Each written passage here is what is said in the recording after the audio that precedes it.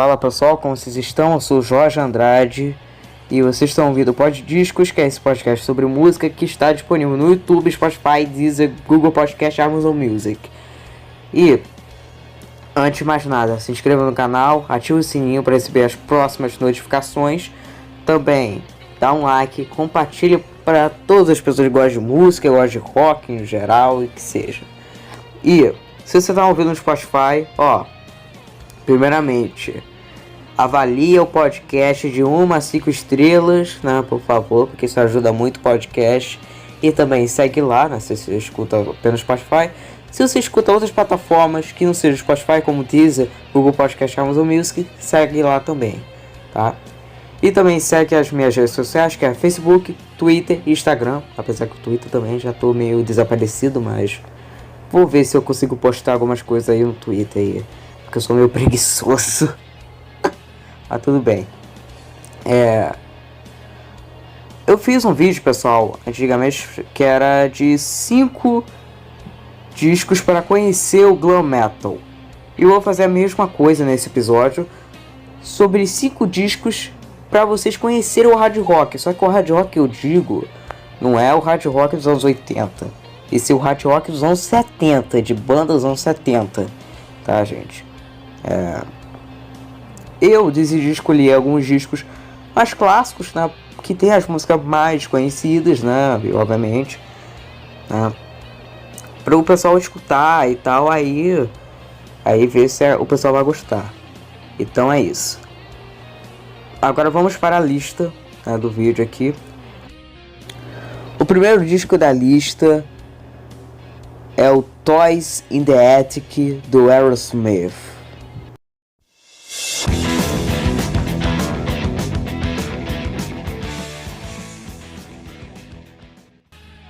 Esse foi o disco que fez o Aerosmith estourar, primeiramente. Apesar que o pessoal vai falar, como assim? Porque, apesar de Dream On ter feito um sucesso nos Estados Unidos e tal, mas o Aerosmith não foi assim de cara o sucesso do Aerosmith. O Aerosmith só começou a estourar mesmo, assim, foi nessa época quando eles lançaram o Toys in the Attic, né? E tem grandes clássicos da banda, como a própria faixa título, né, que abre o disco, Toys in the Attic, a Sweet Emotion e também a Walk This Way, que logo anos depois eles regravariam essa música com o Run DMC, né? E eu adoro o Adam's Apple, eu adoro essa Round and Round, You See Me Crying, No More, No More. Esse disco eu acho maravilhoso. Foi um dos primeiros discos que eu ouvi do Aerosmith e me apaixonei de cara. Então, esse disco eu acho maravilhoso. A capa é estranha, mas combina, né, com o título, né, porque é Toys in the Attic. Então, obviamente, apesar que eu acho essa capa meio feinha, mas ela combina meio com o título, sabe? De certa forma. E além, né, o Aerosmith é uma banda que eu amo de paixão, né? Lançaram vários discos maravilhosos, inclusive eles estão fazendo essa turnê de despedida, né? Agora, né, para quem não sabe, o Aerosmith anunciou uma turnê de despedida chamada Peace Out, né? Que os shows, pelo que eu ouvi dizer, vão ter a abertura do Black Crowes, pelo que eu sei. Escutem esse disco, Toys in the Attic. Esse é mais do que recomendado. Precisam escutar. E também escuta, se quiser, escuta a discografia inteira do Aerosmith, porque eu adoro os discos do Aerosmith. Eu gosto de todos, até do Joseph Play. Agora, o segundo disco da lista é o News of the World, do Queen.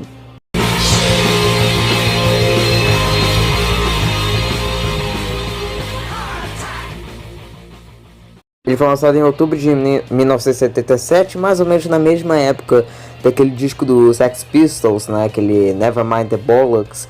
Inclusive, né, tem uma polêmica que que o estúdio que o Queen tava gravando era o mesmo estúdio que o Sex Pistols estava gravando esse primeiro álbum e o único álbum do Sex Pistols, né? E diz que o Freddie Mercury meio que e o Johnny Rock, né, se esbarraram e tal. E aí, né, quase caíram na porrada e tal. E tanto que a música She Heart Attack é uma crítica ao punk rock, né, que tava surgindo naquela época, né? Em 1977 foi o ano, né, que o punk explodiu mesmo, sabe? Meio que foi o tipo um grunge da década de 70, sabe? Porque o que tava no auge era o rock progressivo de bandas como Yes, Pink Floyd, Genesis, Jethro Tull, entre outras bandas aí do progressivo, né, também. E Gentle Giant, um monte de banda dessas aí. E aí quando veio o punk, meio que varreu essas bandas, sabe? Era totalmente era um movimento meio que ao contrário ao rock progressivo. O rock progressivo tinha músicas muito longas, né, que cabiam até, sei lá, o primeiro lado do vinil, sabe? Tinha música que era de 20 minutos, que era dividida em duas partes e tal. E aí o punk tinha música mais diretas, mais cruas e mais curtas, sabe? E era isso que tinha, tal. Mas isso é outra história, né? E esse disco aí tem uns grandes hits da carreira do Queen, né? Os dois clássicos da carreira deles, que é o We Will Rock You e a We Are The Champions, né, também. Mas além dessas duas aí, que são muito boas, claro, né? Inclusive We Will Rock You, eu tenho as minhas dúvidas se o Kiss em 82, quando lançou o Creatures, eu tenho as minhas dúvidas se, né, o Kiss se inspirou em We Rock para fazer I Love It Loud, porque é praticamente quase a mesma coisa. Tan tan tá, tan tan tá, a outra pum pum.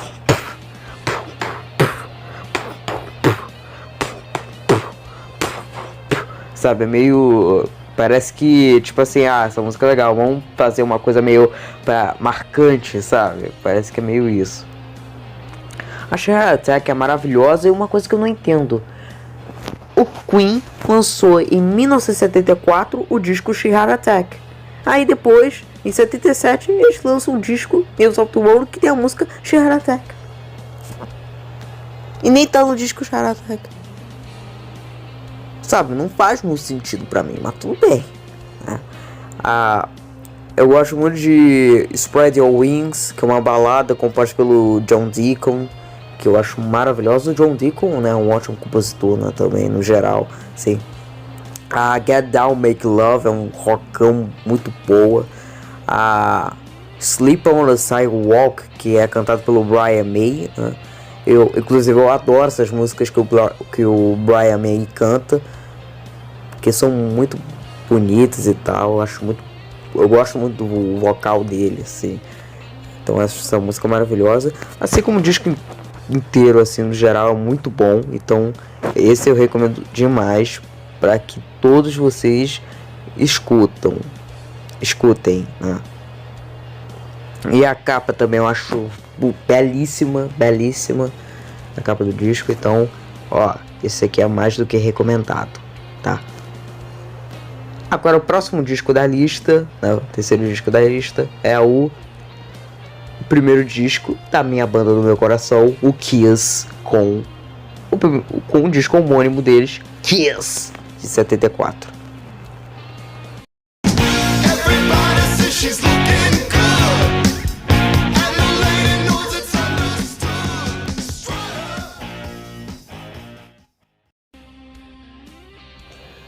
Eu preciso falar desse disco, sabe? É uma coletânea praticamente, um best-of.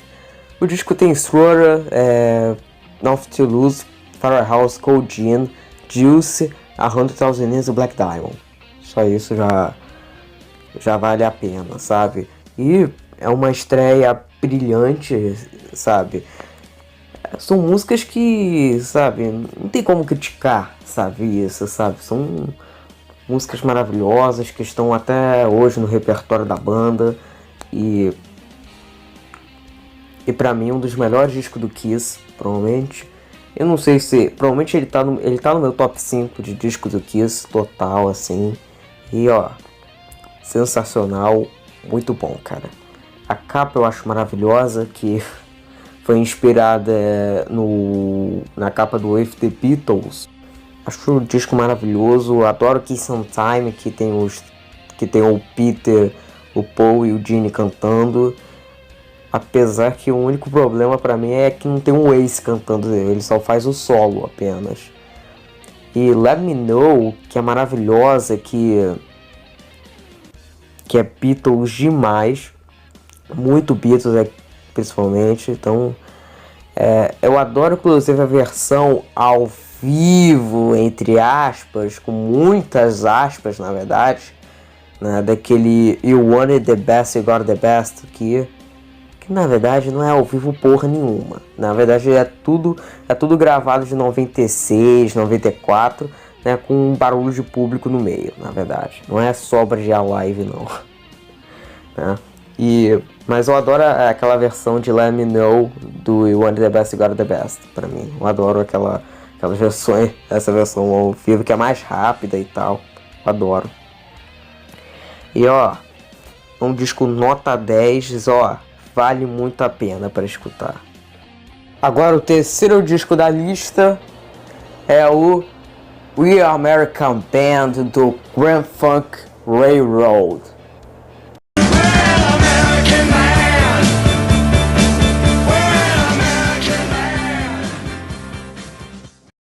Na verdade é Grand Fucking, né, Road, praticamente, porque eu adoro o Grand Funk, eu sou apaixonado pelo disco do Grand Funk. Inclusive quem toca hoje na banda é quem? Bruce Kulick. É mais uma ligação com Kiss, né, nessa. E esse disco aí, cara, é maravilhoso demais. Tem um dos maiores hinos do rock and roll americano, que é We Are America Band, né, que é a faixa título que abre o disco, que é cantada pelo baterista da banda. Mas também, cara, eu adoro as músicas tipo Stop Looking Back, eu acho maravilhosa. Creep é uma balada maravilhosa do disco. Eu adoro a música The End, que fecha o disco. Que puta que pariu, que música foda demais. Eu também adoro a música Black Licorice, também muito boa, que tem um baixo do Mel Chapa que é maravilhoso, cara. O Mel Chapa é um baixista excelente, assim, ó, que baixista maravilhoso, cara. E pra mim é um dos melhores discos do Grand Funk. E também foi lançado no ano de 1973, que só teve disco foda pra caralho, como o Sabbath Bloody Sabbath, do Black Sabbath, o Aladdin Sane, do David Bowie. Você teve também o Pronounce Lynyrd Skynyrd, do Lynyrd Skynyrd, né, que é a estrela do Lynyrd Skynyrd. Teve também o Dark Side of the Moon, do Pink Floyd, o Passion Play, do Jethro Tull, entre outros discos maravilhosos também dessa época, que eu adoro, sabe? O Billion Dollar Babies, do Alice Cooper, também, que é um ótimo disco.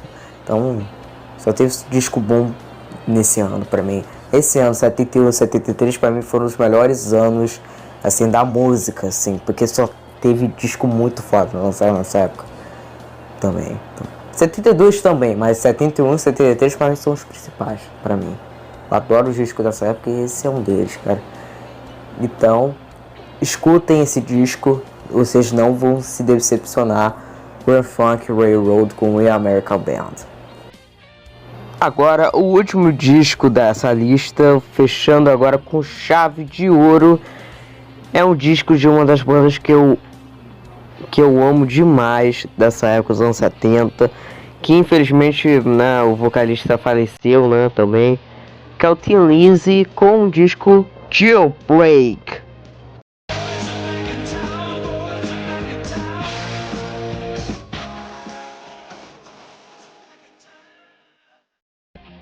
é um dos melhores discos do Thin Lizzy, pra mim, é um dos melhores. Ó, o disco tem o maior clássico da banda, que é The Boys Are Back in Town. Tem Cowboy Song, que é muito boa. A faixa título de Jailbreak, Angel from the Coast, Ronnie Back, Emerald, Final Fall, sabe? Então, é um disco muito legal. E a capa também eu acho muito maneira, uma coisa bem de quadrinhos, sabe? Coisa que eu acho muito legal. E também Phil Lynott era um gênio, cara. Que banda maravilhosa, ó. Recomendo demais esse disco. Não escutem esse disco com medo, com nada. Escutem essa maravilha e ponto final. Só isso que eu tenho a dizer. Agora eu vou citar algumas menções honrosas que eu fiz aqui. Eu não vou botar um assunto tão longo assim, só pra o vídeo não ficar tão longo. Provavelmente vai, não sei. Mas tudo bem, vamos lá. A primeira menção honrosa que eu vou citar aqui é o UFO com o Fenômeno.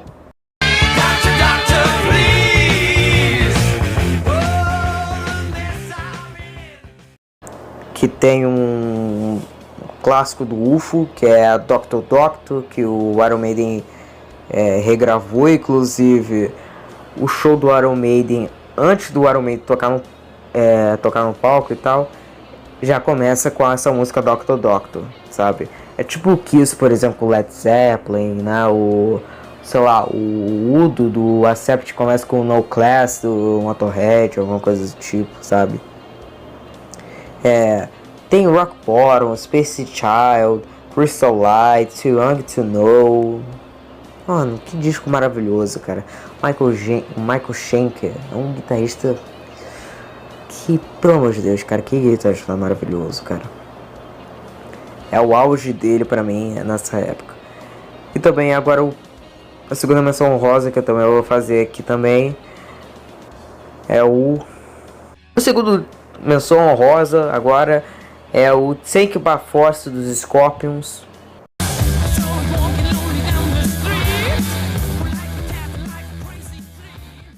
Disco tem He's a Woman, She's a Man, We Burn the Sky, Sales of Sharon, Steam Rock Fever, I Got to Be Free, Your Light, sabe? Born Touch Your Feelings, Suspended Lover.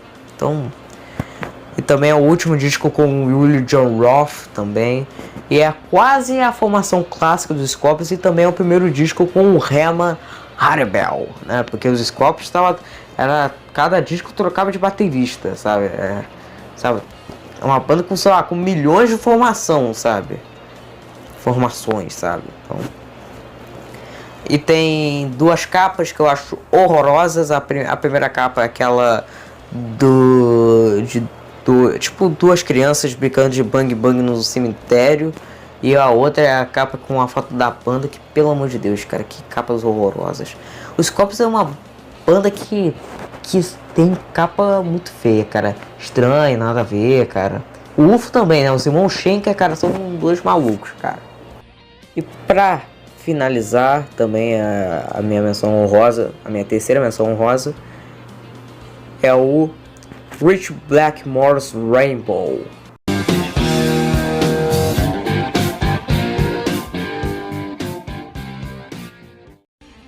É o disco de estreia do Rainbow. Foi logo depois do Rich Blackmore ter saído do Deep Purple, por causa que o Glenn Hughes estava colocando muito funk, né? Funk, eu falo do soul, tal, do James Brown, aquela coisa toda. Aí o Blackmore não queria, aí voltou pro hard rock. E esse é o caso, cara. Tem um grande clássico, um dos maiores clássicos do Dio, pra mim, que é Man on the Silver Mountain. Eu adoro o Black Sheep of the Family, Catch the Rainbow, The Temple of the King, 60th Century Green Slaves, If You Don't Like Rock and Roll, também é muito boa. E a capa desse disco é uma maravilha, cara, uma maravilha de capa. É tipo a guitarra, é o castelo e tal, parece desenhos, tipo coisas de desenhos da Disney e tal. Acho que o cara que fez essa capa também faz artes pra Disney, se eu não me engano. Eu posso estar falando uma besteira, mas eu acho que o cara que fez essa capa faz, acho que, desenhos pra Disney, eu acho. Se eu não tô enganado. Cara, pra mim, ó...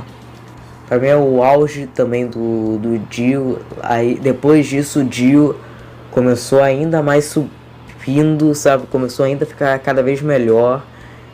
E ponto, cara. Porque também, né, eu amo o Dio, né?